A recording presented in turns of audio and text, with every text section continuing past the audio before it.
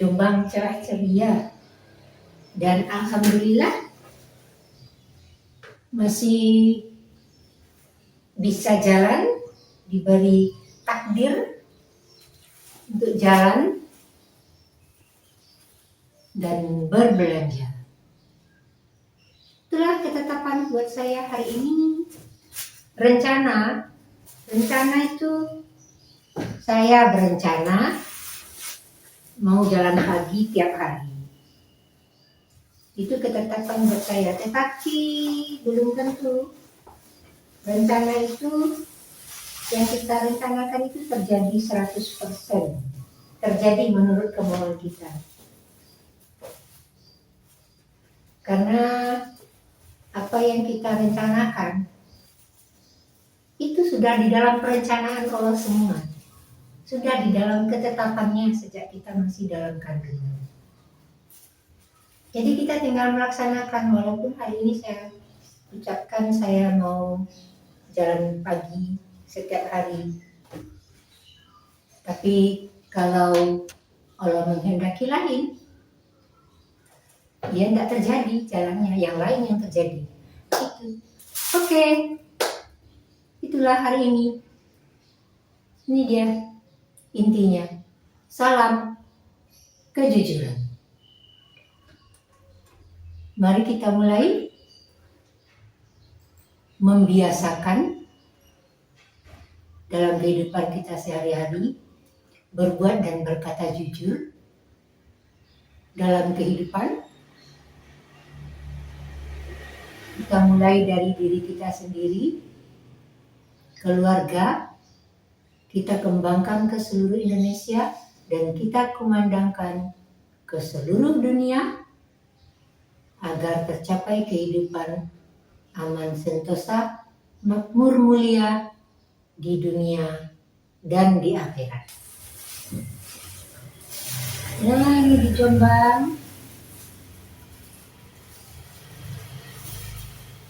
Hari ini saya belanja secukupnya sesuai kebutuhan. Ini gula setengah kilo 8.500. Kemudian tambah daun-daun, ada daun seledri, bawang prei, dan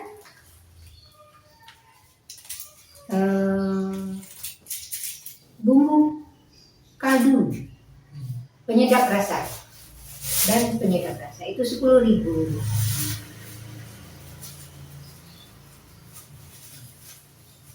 Jadi saya biasa beli di Pak Lijo itu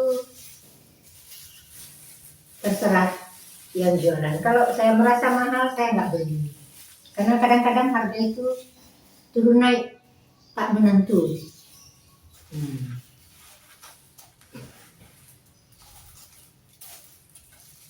Dan ini jajan, ini risol mayo, ini sus 3.000 dan 1.500. Seperti ini hari ini kita belanja, dibeli. Bagaimana kita mengaplikasikan kejujuran? Gampang. Mengucapkannya gampang, tapi pelaksanaannya masing-masing individu. Contoh, kita pedagang. Maka berdagang harus jujur. Kalau tidak jujur ya mungkin berbagai macam resiko bisa diterima. Mungkin tidak hari ini, besok lusa. Misalnya nimbang setengah kilo, ya benaran setengah kilo, jangan dikurangi. Timbangan itu katanya berdasarkan informasi waktu kita belajar dulu, kalau tidak sesuai ukurannya, kalau 1 kilo ya 1 kilo, 1 liter ya 1 liter, kalau tidak sesuai ukurannya, biar waktu kita belajar dulu, itu akan menjadi hukuman buat kita nanti di akhirat. Kenapa? Karena ketidakjujuran. Termasuk juga dalam belanja online. Si pedagang menampilkan barang-barang yang dijual, cocok oleh si pembeli, dibeli sesuai ukuran, sesuai harga. Maka pedagang berlomba-lomba sekarang menunjukkan, menampilkan barang-barang yang sesuai ukurannya. Kalau tinggi badannya, panjang baju misalnya 80 ya 80, 70 ya 70, lebar lingkar dada katakanlah 100 ya 100, sehingga ketika orang membeli disesuaikan dengan dirinya, lingkar badannya katakanlah 90 dipilih yang 100, berarti kan cocok, bisa dipakai. Nah, atau dia kepingin lebih longgar, tentu memilih ukuran yang diperlihatkan oleh si pedagang sesuai dengan keinginannya, sehingga ketika si pembeli pesan, saya pesan nomor sekian, warna ini, kemeja ini, ukurannya sekian, yang sesuai yang dituliskan dan sesuai yang diminta, cocok antara pesanan dengan benda yang dipesan, lalu dikirimkan. Nah, ketika diterima oleh pengirim sesuai dengan itu, baru namanya kejujuran. Langsung dibayar berbagai macam cara proses pembayaran, apa COD, apa dibayar cash atau apa, saya kurang memahami proses pembayaran. Tetapi yang penting di sini adalah kejujuran, bahwa pedagang menampilkan barang sesuai dengan ukurannya, sesuai dengan timbangannya. Disitulah terlihat bahwa proses kejujuran kita mulai berjalan, terutama yang sering kita lihat itu dalam perdagangan. Intinya kalau tidak jujur ya masuk neraka, kalau jujur masuk surga. Dari mana kita menyadari kejujuran? Bahwa kita harus berbuat jujur dan berkata jujur dengan memahami, dengan menyadari bahwa segala sesuatu berasal dari Allah dan kembali kepada Allah. Segala sesuatu. Kita menimbang, ini gula ditimbang, sudah kita timbang sesuai ukurannya. Bisa saja suatu saat kita bisa keliru, mungkin pas nimbang kita tidak tahu ada benda lain di dalam, ditimbang, bisa beratnya berlebih, bisa beratnya berkurang karena ketidaktahuan. Tetapi takdir kita pada saat itu menimbang dalam kondisi yang seperti itu. Lalu orang datang protes, ini kurang timbangannya. Begitu diulangi, ditimbang, ternyata beneran kurang.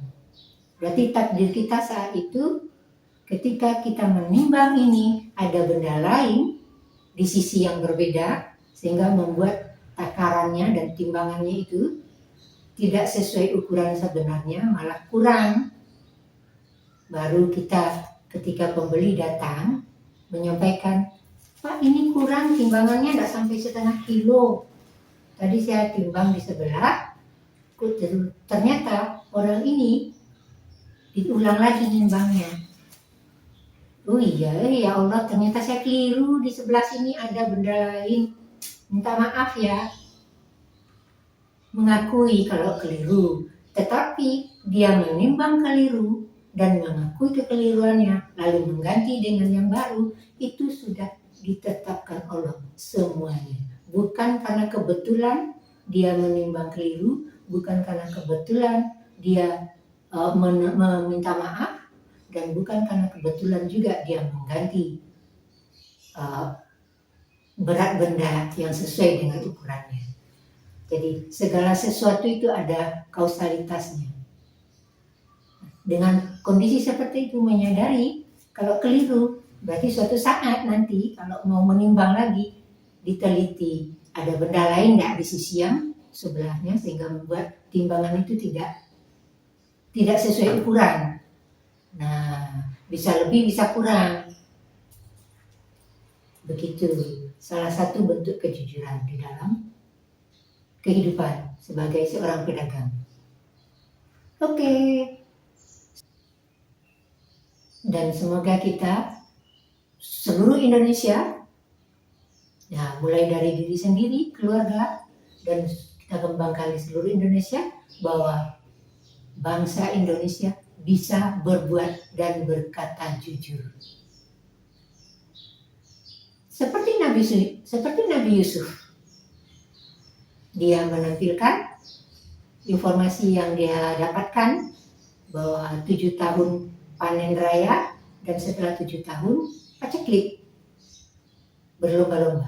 Begitu disampaikan kepada pimpinannya, kepada masa itu raja, dan raja menerima dan dilaksanakan secara jujur oleh Yusuf, dan rakyat yang mengikuti bahwa aturan itu benar adanya, bisa diterima dan mereka laksanakan, dan tercapai kondisi panen raya.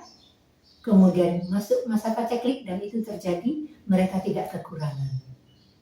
Semua barang hasil panen, hasil peternakan, pertanian, kalau berlebih disimpan, digudangkan untuk persiapan masa paceklik. Dan alhamdulillah itu terjadi dan dialami oleh rakyat Mesir pada masa Nabi Yusuf. Seperti itu kejujuran. Semoga kita juga bisa berbuat dan berkata jujur, sehingga tercipta kehidupan makmur mulia, baik di dunia maupun di akhirat.